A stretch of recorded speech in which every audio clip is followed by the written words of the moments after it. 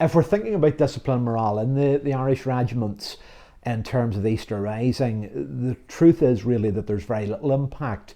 There are some accounts that aren't terribly well referenced of the commanding officer of the 1st Battalion of the Irish Guards being called into the War Office and asked what his men made of it all. But actually, at the front, there's very little reaction.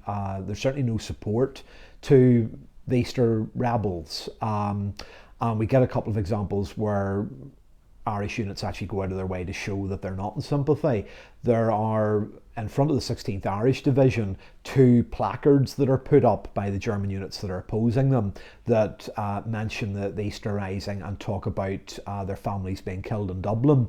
And 2 of the battalions in the 16th Irish Division launched trench raids to capture those placards at night, which they successfully do. So they're very keen to show that they're not in sympathy with the rebellion.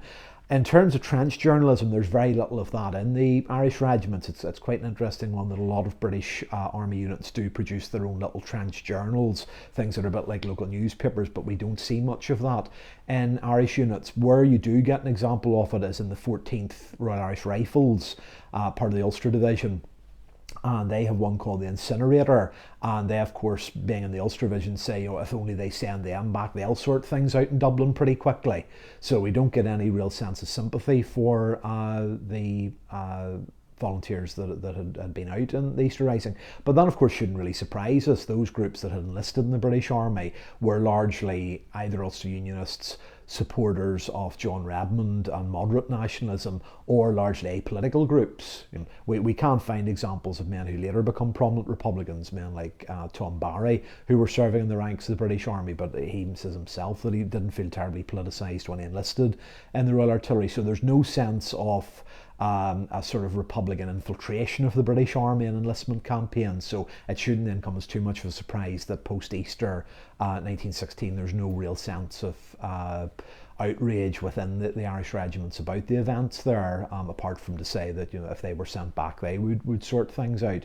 And of course, linked to that, we should say that Irish regiments in Ireland didn't have much sympathy for the Irish Volunteers, and it's often forgotten that the Easter Rebellion is contained by reserve battalions of the Irish regiments. The 3rd Royal Irish Regiment, 3rd Royal Irish Rifles, 10th Royal Dublin Fusiliers play a critical role in containing the rising when it first starts until the 59th Division can be brought over from England to actually suppress the rebellion. So really the sense is that Irish soldiers don't feel any sympathy for the rebellion at all. And as we go through 1917-18, there's also very little sympathy for the developing Sinn Féin movement then. The sense is that men retain their loyalty to John Redmond or to Edward Carson or remain largely apolitical.